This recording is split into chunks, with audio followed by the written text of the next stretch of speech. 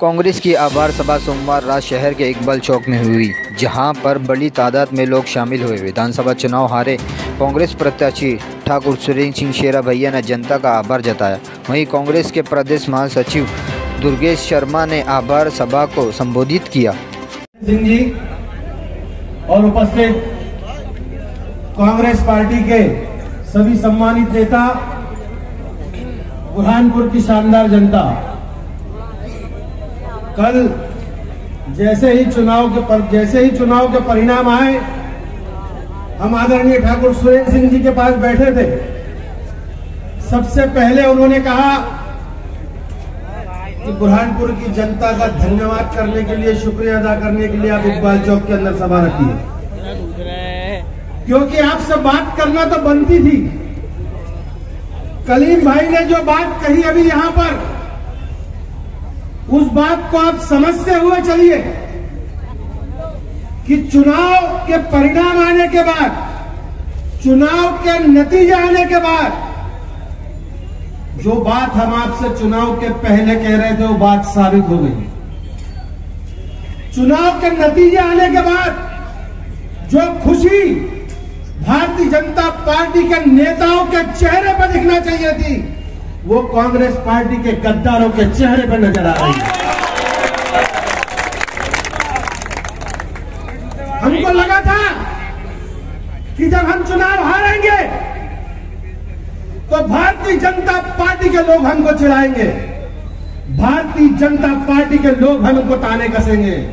लेकिन अफसोस की बात तो यह है कि कांग्रेस पार्टी के चुनाव हारने के बाद जो लोग हमको ताने मार रहे हैं, वो कभी कांग्रेस पार्टी के मंच पर, कांग्रेस पार्टी के प्रत्याशी के तौर पर आपके बीच में वोट मांगने आ चुके हैं। ये बात साबित होती है,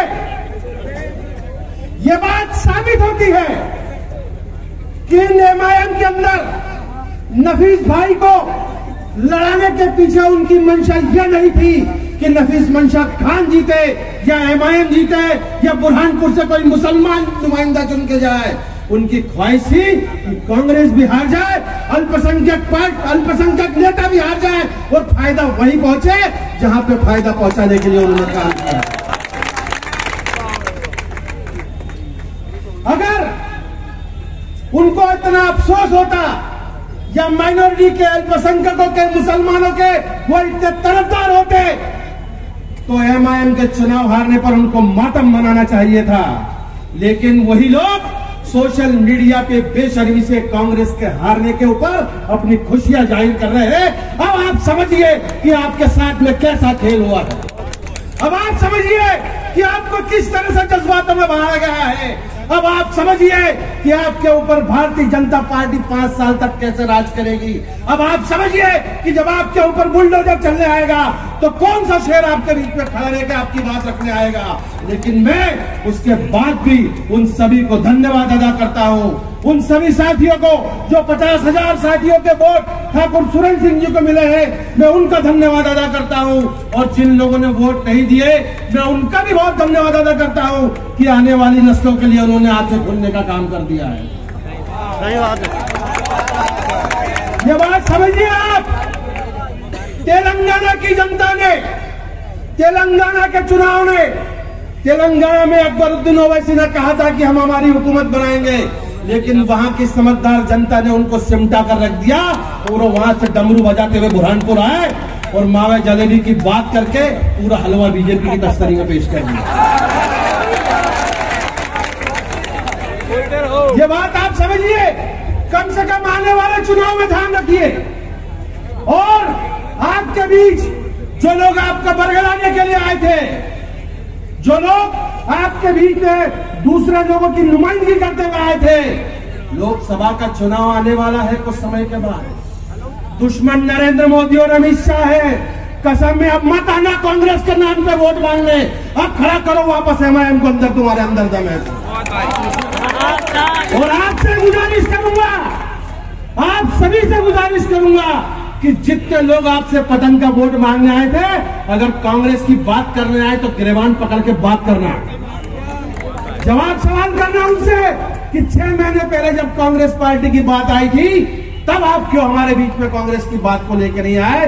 तब क्यों आपने हमारे नौजवानों को बहका दिया? तब क्यों आप हमारे बीच के 35,000 वोट ले जाकर कांग्रेस पार्टी को हराने का काम करते हैं? तो मध्य प्रदेश लेवल की बात बहुत ज्यादा नहीं करूंगा, क्योंकि हम इस बुरहानपुर शहर में चुनाव भारतीय जनता पार्टी से नहीं आ रहे हैं, हम चुनाव MIM से आ रहे हैं। जितने वोट MIM ने लिए हैं, ठीक उतने ही उससे 2000 कम वोटों से हम चुनाव आ रहे हैं। इसलिए हमें भारतीय जनता पार्टी से न कल घबराने की जरूरत थी, न आज घबराने की जरूरत है, न आने वाले कल में घबराने की जरूरत रहेगी। कांग्रेस पार्टी का नेता आपके साथ हर कदम पर खड़ा है, आपकी हर लड़ाई में इस मंच पर बैठा हुआ इंसान आपके साथ खड़ा रहेगा। आप जब पुकारेंगे तब कांग्रेस पार्टी आपके बीच में आके खड़ी रहेगी। आपकी हर समस्या में, आपकी हर तकलीफ में हम आपके बीच में खड़े रहेंगे। लेकिन आपका भी फर्ज है कि आपको उन गद्दारों से सवाल करना पड़ेंगे जिन्होंने आपको बहकाने की कोशिश की है।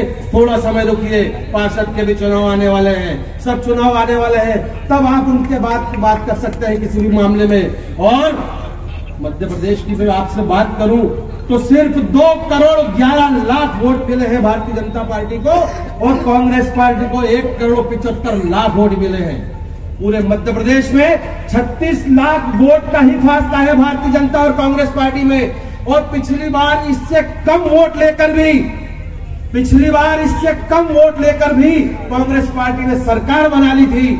और कलीम भाई ने अभी जो कहा कि ये बुरहानपुर की बात नहीं है, पूरे मध्य प्रदेश के लोगों के चेहरे की हवाइयां उड़ी हुई है कि जब हमने वोट कांग्रेस पार्टी को दिया, कर्मचारी नाराज था उसने वोट दिया, किसान नाराज था उसने वोट दिया, बेरोजगार नाराज था उसने वोट दिया, तो फिर ये सरकार एकदम इतने बड़े बहुमत से बन कैसे गई? हम तो आपको बोलते हैं नरेंद्र मोदी जी कि आप में दम हो तो एक बार बैलेट पेपर में चुनाव देंगे, हिंदुस्तान की जनता आपको जवाब दे देगी। लेकिन आप डरते हो इसलिए बैलेट पेपर से चुनाव नहीं करवाते। और आदरणीय ठाकुर सुरेंद्र सिंह जी, आपके साथ 70,000 जनता है, आपके साथ पूरे परिवार के लोग हैं, आपके साथ बुरहानपुर के लोग हैं। जब आप विधायक नहीं थे तब भी आपके दरबार में लोग आते थे और आपसे काम करवाते थे, तब भी आप अपने लोगों के लिए काम किया करते थे। हमको पूरी उम्मीद है कि आने वाले समय में भी आप बुरहानपुर की जनता जो आपके पास काम लेके आएगी, जरूरत नहीं होती है, मैं जैसे बता दी अभी आपको आदित्य ने भी ये बात बताई कि पद से इंसान की ताकत नहीं होती है, इंसान के काम करने के तरीके से उस पद की वैल्यू बढ़ती है। इसलिए ठाकुर सुरेंद्र सिंह अगर विधायक नहीं भी रहेंगे तो निश्चित रूप से मानिए हमारी सारी बातें, हमारे सारे काम वो करेंगे, हमको ऐसा विश्वास है। और आप सभी से कहना चाहता हूं कि दीदार की तलब हो तो नजरें जमाए रखना गालिब, दीदार की तलब हो तो नजरें जमाए रखना गालिब, नसीब हो या नकाब सरकता जरूर है। और आप चिंता मत करिए, आने वाले समय में भी सब कुछ अच्छा होगा। आपने बहुत प्यार दिया, बहुत साथ दिया। हम अपनी नसीहतों से, हम भी हमारी पार्टी के अंदर कोशिश करेंगे कि जो हमारी गलतियां रही होगी, जो हमारी कमियां रही होगी, उसको सुधारने की कोशिश करेंगे। हम क्यों हमारी बहनों को हमारी बात नहीं समझा पाए, जबकि कमलनाथ जी ने उनको 15 प्रियंका गांधी, कमलनाथ जी, दिग्विजय सिंह जी, भैया, अरे बुरहानपुर की जनता, शुभ रात्रि, शुक्रिया। रिएक्शन है ये जो जनादेश दिया है जनता ने, इस पर आपका क्या रिएक्शन है? जनता जनार्दन है, जनता जो चाहती है वो होता है। पहले दिन से बोल रहा हूँ, मैं जनता के साथ हूँ और जनता ने जो तय किया वो मेरे सर आंखों पर है। मैं उसको बिल्कुल स्वीकार करता हूँ और उनको धन्यवाद देता हूँ जनता ने जो प्यार मुझे दिया। जिन मतदाताओं ने भूलवश, जो आपके मतदाता थे, उन्होंने आपको वोट नहीं किया, उनसे क्या कहना चाहेंगे? उनसे भी हाथ जोड़ के निवेदन किया कि आप लोग साथ में आओ, फिर से इंसान है, गलतियां हो सकती है, मेरे से भी हो सकती है, उनसे भी हो सकती है। हम लोग सब मिलकर आगे कांग्रेस को मजबूत करेंगे, कांग्रेस को ताकत देंगे और आने वाले समय में कांग्रेस को सांसद बनाएंगे। एक बहुत बड़ी आवाज उठी है कि ठाकुर सुरेंद्र सिंह जी लोकसभा चुनाव में खंडवा के प्रत्याशी हैं, आपका क्या कहना है? बचपन से पहलवानी कर रहा हूँ, जो अखाड़े में बोलेंगे उसको उतर जाएंगे, वो भी लड़ लेंगे। ईवीएम मशीन इसके सभी डाउटफुल कर रहे हैं, क्योंकि 10 में से 8 सर्वे कांग्रेस की मेजोरिटी बोल रहे थे मध्य प्रदेश में, 10 में से 8 सर्वे कांग्रेस की मेजोरिटी बोल रहे थे और रिजल्ट देखो तो एक तरफा बीजेपी का हो गया। तो सभी डाउटफुल में है, ईवीएम मशीन डाउटफुल में है। हम तो हमारे तो कांग्रेस के दिग्विजय सिंह जी क्या, कमलनाथ सब बोल रहे हैं कि ईवीएम हटाओ और बैलेट पेपर से वोट कराओ। तो क्या आप इंडिया गठबंधन से मांग करेंगे कि ये मांग हो जाए कि अब देश में बैलेट से वोटिंग हो? बिल्कुल, इंडिया गठबंधन चाहती है कि बैलेट से वोटिंग।